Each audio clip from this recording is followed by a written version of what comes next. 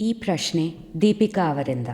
ಸದ್ಗುರು, ನೀವು ಒಂದು ದರ್ಶನದಲ್ಲಿ ಹೇಳಿದ್ರಿ, ನನ್ನನ್ನು ಹೇಗೆ ನೋಡ್ತೀರೋ ಹಾಗೆ ಎಲ್ಲರನ್ನೂ ನೋಡಬೇಕು ಅಂತ. ಸದ್ಗುರು, ನೀವು ಕರುಣಾವತಾರ. ಆದರೆ ನನ್ನ ಮನೆಯಲ್ಲಿ ಒಬ್ಬ ಅಸಹ್ಯ ಜೀವಿ ಇದ್ದಾರೆ. ಅವರಲ್ಲಿ ನಿಮ್ಮನ್ನು ನೋಡೋದು ಕಷ್ಟ. ಹೀಗಿರೋವಾಗ ಪರಿಸ್ಥಿತಿನ ನಿಭಾಯಿಸೋದು ಹೇಗೆ?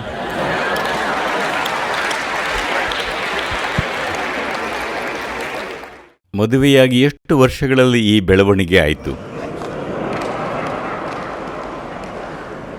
ಅಥವಾ ಹೀಗೆ ಕೂಗಿತು?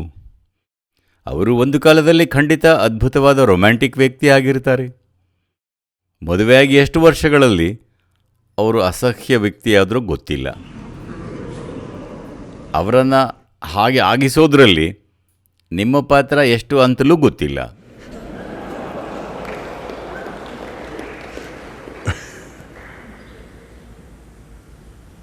ನೋಡಿ, ಅವರು ಅಸಹ್ಯ ವ್ಯಕ್ತಿಯಾಗಿದ್ದರೆ, ಅವರು ನಿಜಕ್ಕೂ ಹಾಗಿದ್ದರೆ ಇದು ನಿಮ್ಮ ಗ್ರಹಿಕೆ. ಆದರೆ ಯಾರೋ ಅಸಹ್ಯ ವ್ಯಕ್ತಿಯಾಗಿದ್ದರೆ ನಿಮ್ಮನೇಲಿ, ಆಫೀಸಲ್ಲಿ ಅಥವಾ ಎಲ್ಲೇ ಆಗಿರಲಿ, ನೀವು ಏನನ್ನೋ ನಿರ್ದಿಷ್ಟ ರೀತಿಯಲ್ಲಿ ನೋಡ್ತಿದ್ರೆ ಅದು ಅವರ ಬಗ್ಗೆ ಆಗಿರಲ್ಲ, ಅದು ನಿಮ್ಮ ಬಗ್ಗೆ. ನೀವು ನಿಮ್ಮ ಕಣ್ಣುಗಳನ್ನು, ಮನಸ್ಸನ್ನು, ಹೃದಯನ, ದೇಹನ ಹಿತವಾಗಿಟ್ಕೋಬೇಕಾ ಅಹಿತವಾಗಿಟ್ಕೋಬೇಕಾ?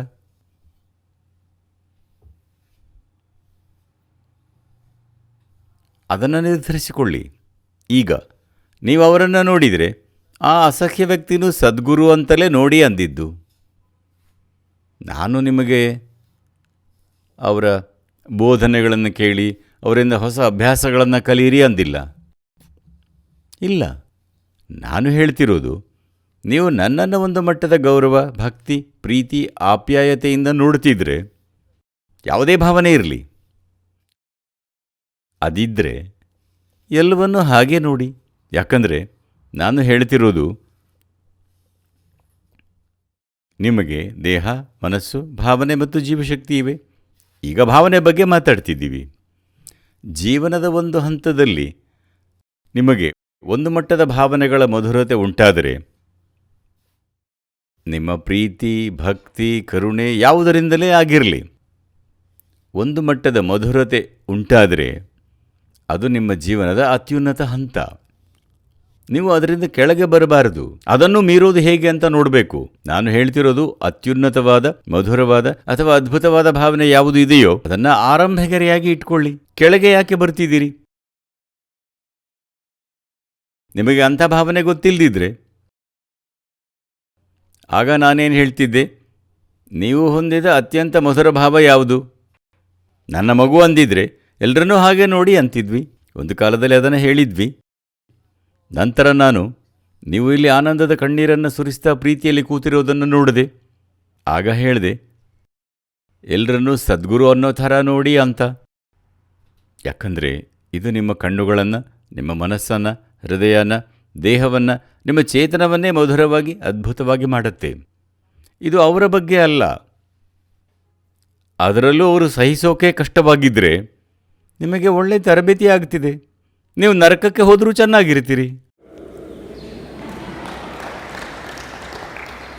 ಹೌದು. ಯಾಕಂದರೆ ನೋಡಿ, ನಾನು ಯಾವತ್ತಾದರೂ ನಿಮ್ಮನ್ನು ಸ್ವರ್ಗಕ್ಕೆ ಕಳಿಸ್ತೀನಿ ಅಂದಿದ್ದೀನ? ನಾನು ಯಾವಾಗಲೂ ಹೆದರಿಸ್ತಿರ್ತೀನಿ, ಇಲ್ಲೇ ಎಲ್ಲ ಆಗತ್ತೆ ಅಂತ. ಹಾಗಾಗಿ ಅರ್ಥ ಮಾಡಿಕೊಳ್ಳಿ, ಇದು ನಿಮ್ಮ ರೂಪಾಂತರಣೆ ಬಗ್ಗೆ. ನಿಮ್ಮ ಸಮಸ್ಯೆ ಏನಂದರೆ, ನೀವು ಇದನ್ನೆಲ್ಲ ಓದಿ, ಏನದು ಬಿಡಿ, ಅವುಗಳ ಹೆಸರೆಲ್ಲ ಹೇಳಲ್ಲ. ನೀವು ಟೀನೇಜಲ್ಲಿ ರೊಮ್ಯಾಂಟಿಕ್ ಪುಸ್ತಕಗಳನ್ನೆಲ್ಲ ಓದಿ ಏನೇನೋ ಕಲ್ಪನೆಗಳನ್ನು ಮಾಡಿಕೊಂಡ್ರಿ. ಮೊದಲನೇದಾಗಿ ನೀವು ನಿಮ್ಮ ಜೊತೆನೇ ಪ್ರಾಮಾಣಿಕರಾಗಿಲ್ಲ. ನಿಮ್ಮ ಹಾರ್ಮೋನ್ಗಳು ಕೆಲಸ ಮಾಡ್ತಿವೆ. ದಿಢೀರನೇ ಯಾರನ್ನೋ ನೋಡಿ, ವಾವ್, ಅವಳೆಷ್ಟು ಸುಂದರವಾಗಿದ್ದಾಳೆ, ಎಷ್ಟು ಅದ್ಭುತವಾಗಿದ್ದಾಳೆ, ಅವನೆಷ್ಟು ಚೆನ್ನಾಗಿದ್ದಾನೆ, ಅದ್ಭುತವಾಗಿದ್ದಾನೆ, ಅವನು ಎಲ್ಲನೂ ಮಾಡ್ತಾನೆ, ಅಸಂಬದ್ಧಗಳನ್ನು ಹೇಳ್ಕೊತಿದ್ದೀರಿ.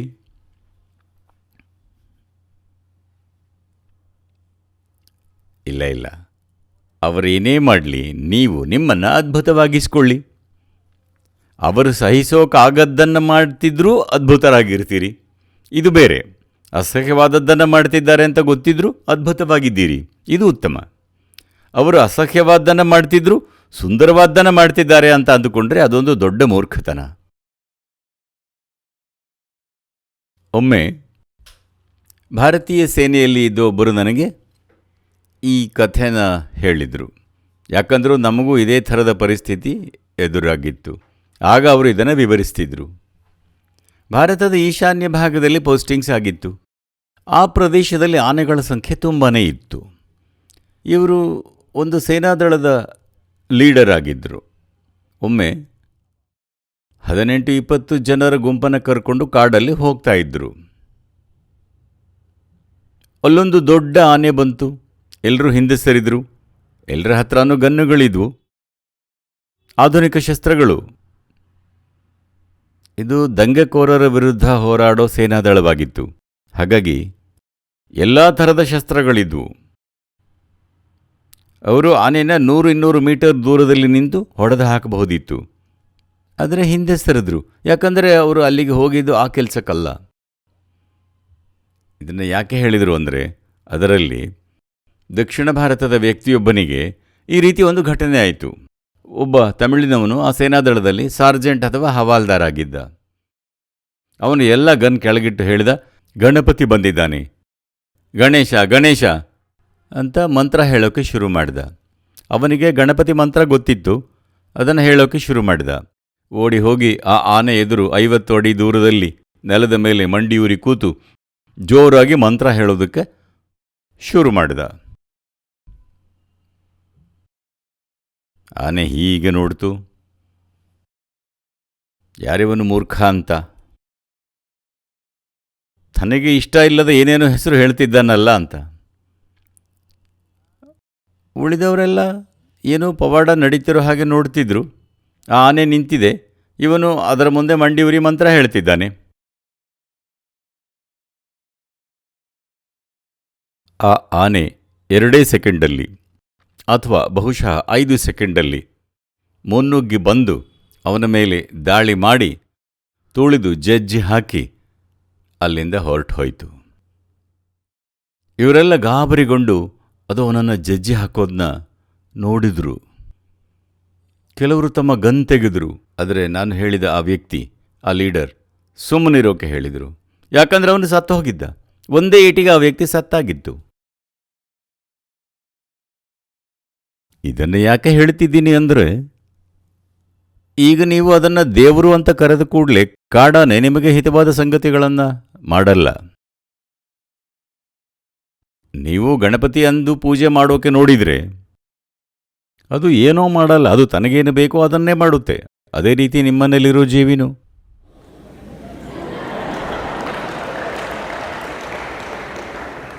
ಅವರಿಗೆ ಏನು ಬೇಕೋ ಅದನ್ನು ಮಾಡ್ತಾರೆ. ಅವರ ಗುಣಗಳು ಹೇಗಿದೆಯೋ ಹಾಗೆ. ನಾನು ಹೇಳ್ತಿರೋದು ಕೇವಲ ನಿಮ್ಮ ಬಗ್ಗೆ. ನೀವು ಜೀವನನ ಸಂಬಂಧದ ನಿಟ್ಟಿನಲ್ಲಿ ನೋಡ್ತೀರಿ. ಇಲ್ಲ, ನೀವಿದನ್ನು ಅರ್ಥ ಮಾಡಿಕೊಳ್ಳಿ. ನೀವು ಹುಟ್ಟೋಕ್ಕೂ ಮೊದಲು ಅಥವಾ ನೀವು ಹುಟ್ಟುತ್ತಾ ಇರೋವಾಗಲೂ ನಿಮಗೆ ನಿಮ್ಮ ತಾಯಿ ಜೊತೆನೂ ಸಂಬಂಧ ಇರಲಿಲ್ಲ. ಇದು ಜನರಿಗೆ ಇಷ್ಟ ಆಗಲ್ಲ, ನನ್ನನ್ನು ಟೀಕಿಸ್ತಾರೆ ಅಂತ ಗೊತ್ತು. ಆದರೆ ಅರ್ಥ ಮಾಡಿಕೊಳ್ಳಿ, ನಿಮಗೆ ಸಂಬಂಧ ಇರಲ್ಲ. ನಿಮಗೊಂದು ಅಸ್ತಿತ್ವ ಇದೆ ಅಷ್ಟೇ.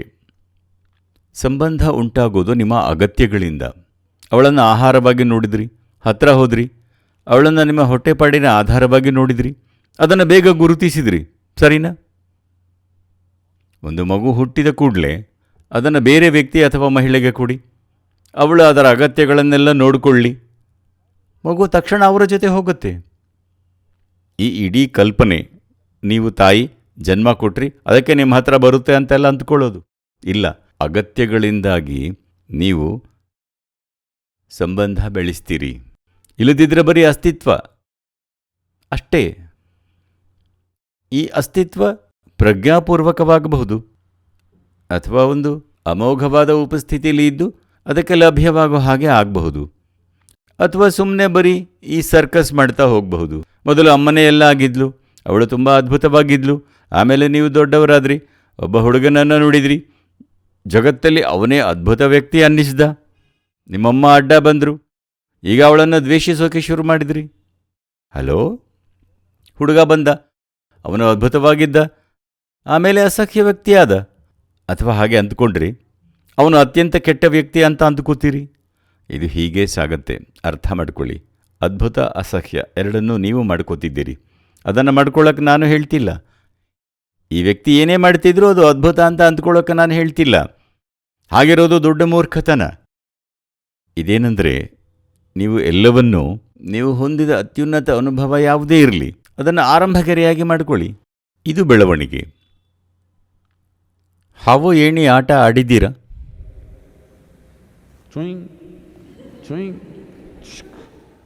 ಅದನ್ನು ಆಡಿದ್ದೀರಾ? ಹಾವು ಏಣಿ ಆಟ. ಆ ಆಟ ಆಡುವಾಗ ಒಮ್ಮೆ ಏಣಿ ಹತ್ತಿ ಮೇಲೆ ಹೋದರೆ ಮತ್ತೆ ಕೆಳಗೆ ಬರೋಕೆ ಬಯಸಲ್ಲ, ಹಾವಿಗೆ ಸಿಗೋಕೆ ಬಯಸಲ್ಲ. ಇನ್ನೂ ಏಣಿ ಹಿಡಿದು ಮೇಲೆ ಹೋಗೋಕೆ ನೋಡ್ತೀರಿ. ಜೀವನದ ಸಹಜ ಅಭಿವ್ಯಕ್ತಿ ಅದು. ಒಮ್ಮೆ ನಿಮ್ಮೊಳಗೆ ಒಂದು ಮಟ್ಟದ ಮಧುರತೆಯನ್ನು ಅನುಭವಿಸಿದ ಮೇಲೆ ಅದನ್ನು ಕೆಳಗೆ ತರಬೇಡಿ. ಅದು ಅಡಿಪಾಯ ಆಗಬೇಕು. ಮುಂದಿನದ್ದು ಉತ್ತಮ ಆಗ್ತಾ ಹೋಗಬೇಕು. ನೋಡಿ, ಈಗ ಸದ್ಯ ನೀವು ನನ್ನ ಜೊತೆ ಭಾವೋತ್ಕರ್ಷದ ಪ್ರೀತಿಯ ಕಣ್ಣೀರು ಸುರಿಸ್ತಾ ಇಲ್ಲಿ ಕೂತಿದ್ದೀರಿ. ಅದಕ್ಕೆ ಹೇಳಿದೆ, ಇದು ಅಡಿಪಾಯ ಆಗಲಿ, ಕೆಳಗೆ ಹೋಗಬೇಡಿ, ಎಲ್ಲವನ್ನೂ ಈ ರೀತಿ ನೋಡಿ ಅಂತ. ಕೊನೆ ಪಕ್ಷ ಇಷ್ಟಾದರೂ ಆಗಲಿ ಅಂತ. ಇದು ಯಾವಾಗಲೂ ಆಗ್ತಿದ್ರೆ, ನಿರಂತರ ಆಗ್ತಿದ್ರೆ, ಆಗ ಖಂಡಿತ ಇನ್ನೊಂದು ಏಣಿ ಸಿಗತ್ತೆ. ಸ್ವಲ್ಪ ಟೈಮ್ ಬೇಕಷ್ಟೆ. ಕೆಳಗೆ ಇಳಿಬೇಡಿ, ಅಷ್ಟನ್ನೇ ನಾನು ಹೇಳಿದ್ದು. ಮತ್ತು ಅವರನ್ನು ದಯವಿಟ್ಟು ಅಸಹ್ಯ ಜೀವಿ ಅನ್ನಬೇಡಿ, ಪಾಪ.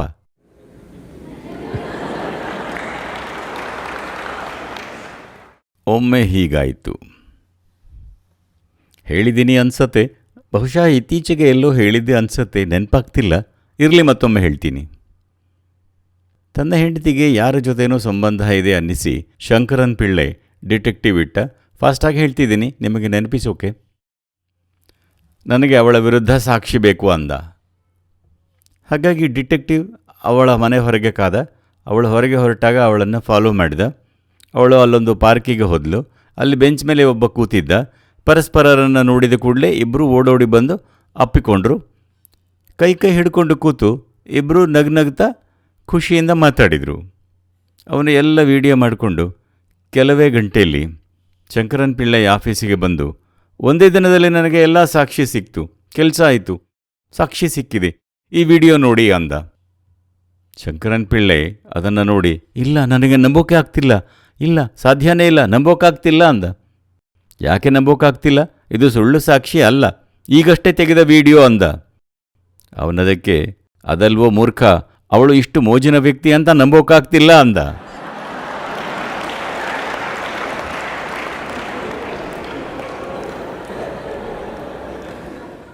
ಹಾಗಾಗಿ 15 ದಿನಗಳು ಕಳೆದ ಮೇಲೆ, ಆ ವ್ಯಕ್ತಿ ಎಲ್ಲಿಗೋ ಹೋದ ಮೇಲೆ ಅವರೆಷ್ಟು ಮೋಜಿನ ವ್ಯಕ್ತಿಯಾಗಿದ್ದರು ಅಂತ ನೋಡ್ತೀರಿ. ನಿಮಗೆ ಆ ಥರ ಮಾಡ್ಕೋಬೇಡಿ.